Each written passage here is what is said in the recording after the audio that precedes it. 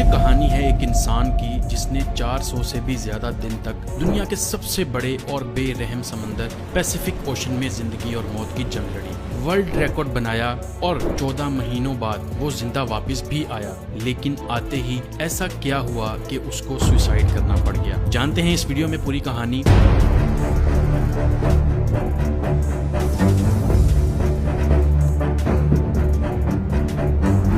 Pacific ocean का नाम सुनते ही लोगों को पसीने आ जाते हैं। देखें, पूरी दुनिया में 71% पानी है जो डिवाइडेड है 4 ओशंस में, जिनके नाम हैं Atlantic, Pacific, Indian and Arctic.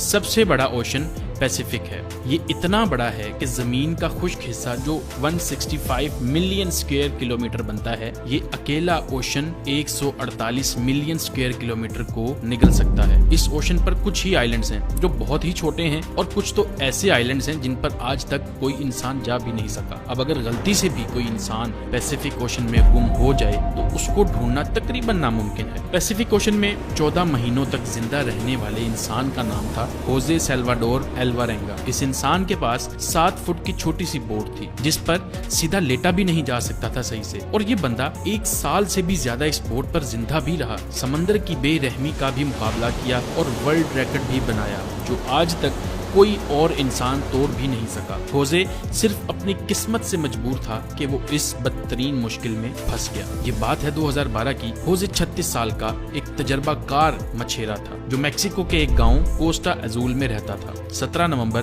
2012 में होजे और उसका एक साथी मिलकर फिशिंग करने निकलते हैं, मामूल की तरह अपनी 7 फुट की छोटी सी बोट पर। इस बोट पर वो ज्यादा दूर जाके मछली नहीं पकड़ सकते थे क्योंकि बोट बहुत छोटी थी जिस पर एक इंजन और एक ही फ्रिज था, तो ये कुछ ही मछलियां पकड़ सकते थे। दोनों ने 30 घंटे में वापस आने का फैसला किया। दोनों निकल पड़ते हैं। मैक्सिको के साहिल से 120 किलोमीटर दूर अपना जाल समंदर में बिछा रहे होते हैं कि अचानक एक खतरनाक समुद्री तूफान उनको अपनी तरफ आता नजर आता है। वक्त बचाने के लिए वो जाल को भी वहीं छोड़ देते हैं और बोट को फुल स्पीड पर भगाते हैं मुसलसल 6 घंटों तक। वो साहिल से सिर्फ 20 किलोमीटर ही दूर थे कि बोट का इंजन अचानक खराब हो जाता है। उनको साहिल भी दिख रहा था और उनका गाँव भी। तूफान काफी पीछे रह गया था। उनके पास एक रेडियो था जिसके जरिए उन्होंने अपनी लोकेशन अपने बॉस को भेज दी और जवाब का इंतजार करने लगे। किस्मत इतनी खराब निकली कि रेडियो की बैटरी भी डेड हो गई। एक तरफ वो साहिल को देख रहे थे, दूसरी तरफ अपनी तरफ आते तूफान को जो इतनी शिद्दत से आ रहा था मानो इनको जिंदा ही निकल जाएगा। तूफान के साथ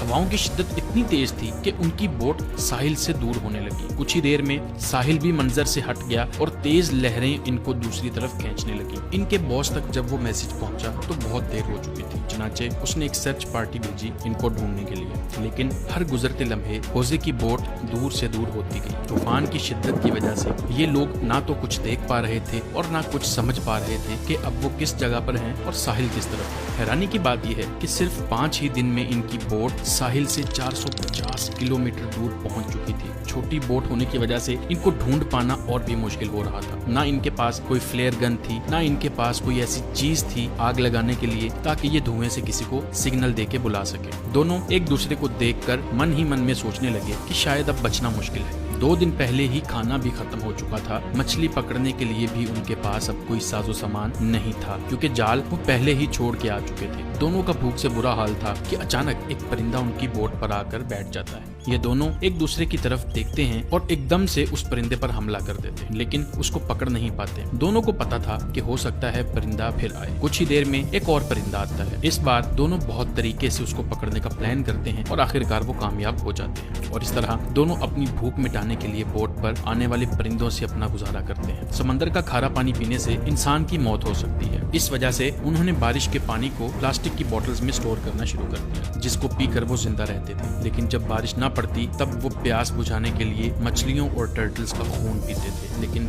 वो भी तब जब वो उनको पकड़ने में कामयाब हो जाते थे। दिन गुजरते गए और फिर महीने। ये दोनों जिस मेंटल टॉर्चर से गुजर रहे थे वो इमेजिन करना भी हमारे लिए बहुत मुश्किल है। आखिरकार होजे का साथी ये टॉर्चर बर्दाश्त न कर सका और 4 महीनों के बाद उसने सुसाइड कमिट कर लिया और अब बोट पर सिर्फ होजे अकेला था और उसके चारों तरफ पानी ही पानी था जिसको देखकर उसको जिंदगी की कोई उम्मीद बाकी नहीं नजर आ रही। लेकिन अपने हालात से तंग आकर वो जैसे तैसे जिंदगी गुजारने लगा। मैप्स में देखा जाए तो एक अंदाजे के मुताबिक होजे पैसिफिक ओशन के इस हिस्से में मौजूद था जिसको दुनिया का खामोश तरीन हिस्सा माना जाता है क्योंकि यहाँ से सिर्फ कार्गो शिप्स ही गुजरती हैं। मेक्सिको के साहिल को छोड़े 6 महीनों से भी ज्यादा हो चुके थे और इस दौरान होजे ने अपने साथी को भी खो दिया था। इस वजह से वो काफी ज्यादा फ्रस्ट्रेट हो चुका था। एक दिन होजे को दूर समंदर में एक कार्गो शिप नजर आती है। पिछले 6 महीनों में ये पहली शिप उसको नजर आई थी और ये मंजर देखते ही उसमें जिंदा रहने की उम्मीद फिर से वापस आ गई। होजे ने कार्गो शिप की तरफ हर मुमकिन इशारा करने की कोशिश की, लेकिन बदकिस्मती से शिप इतनी दूर थी कि होजे को वो ना देख सके और देखते ही देखते होजे की नजरों से वो शिप भी गायब होने लगी और वो ये सोचने लगा कि शायद मेरी किस्मत में मरना ही लिखा है। दोस्तों जरा सोचें, 6 महीने तक आप दुनिया की ऐसी जगह पर टक हो जहाँ पर आपको दूसरा इंसान भी नजर नहीं आता, और अगर एक लंबे अरसे के बाद आपको कोई दिखे लेकिन वो आपको ना देख सके और गुजर जाए तो आपको कैसा लगेगा। 11 महीनों के बाद होजे अपनी इस छोटी सी बोट पर 8000 किलोमीटर ट्रेवल कर चुका था। उसके कपड़े भी फट चुके थे और उसके पास खुद को सनलाइट से बचाने के लिए सिर्फ एक अंडरवेस्ट ही बचा। आखिरकार वो घड़ी आ गई जब किस्मत होजे पर मेहरबान हुई। 30 जनवरी 2014 को, यानी पूरे 14 महीने के बाद, होजे ने आसपास पानी में नारियल तैरते हुए देखे तो वो समझ गया कि ये इस चीज की निशानी है कि पास में कोई आइलैंड है जहाँ से नारियल गिरकर तैरते हुए उसको नजर आ रहे हैं। और थोड़ी ही देर बाद उसको हकीकत में एक आइलैंड नजर आता है, लेकिन उसको डर था कि ये आइलैंड भी कहीं उससे मिस ना हो जाए। इस वजह से वो पानी में खुद गया और स्विम करके आइलैंड पर पहुंच गया। पिछले 14 महीनों में होजे ने पहली बार किसी जमीन पर कदम रखा था और जब वो आइलैंड पर पहुंचा तो वो एक मंजर देखकर ज़ारो कतार रोने लगा। उसको एक छोटा बीच हाउस दिखाई दिया जिसमें वहाँ के लोकल्स मौजूद थे और पिछले 438 दिन में होजे का पहली बार किसी इंसान के साथ कांटेक्ट था। ये आइलैंड मार्शल आइलैंड्स का एक रिमोट आइलैंड था जिसको इबोन अटोनी कहा जाता है और ये आइलैंड होजे के स्टार्टिंग पॉइंट से 11,000 किलोमीटर दूर था। होजे की किस्मत अच्छी थी कि वो आइलैंड के करीब पहुंच गया खुद से, वरना होजे से अगर ये आइलैंड मिस हो जाता तो अगला स्टॉप उसका फिलीपींस में होता, जो इस आइलैंड से भी 5,000 किलोमीटर दूर था। होजे को वहां से अपने घर वापस भेजा गया और पहुंचते ही वो एक और मुसीबत से घिर गया। वापस पहुंचने पर होजे ने 438 दिन के नाम से एक बुक भी पब्लिश की, मगर होजे पर अपने साथी को मारने का इल्जाम लगाकर उस पर केस कर दिया गया। वही साथी जिसने होजे के मुताबिक सुसाइड किया था। इतना कुछ देखने के बाद जिंदा वापस आने वाला शख्स जो अपनी सफाई बयान ना कर सका और उसको जेल भेज दिया गया, होजे ने परेशान आकर सुसाइड कमिट कर लिया और इस तरह से ये स्टोरी कंप्लीट होती है। उम्मीद है आपको ये वीडियो पसंद आएगी। अगर इस तरह की मजीद वीडियोस आप देखना चाहते हैं हमारे चैनल को सब्सक्राइब कर लीजिए। आपसे मिलते हैं अगली वीडियो में। अल्लाह हाफिज।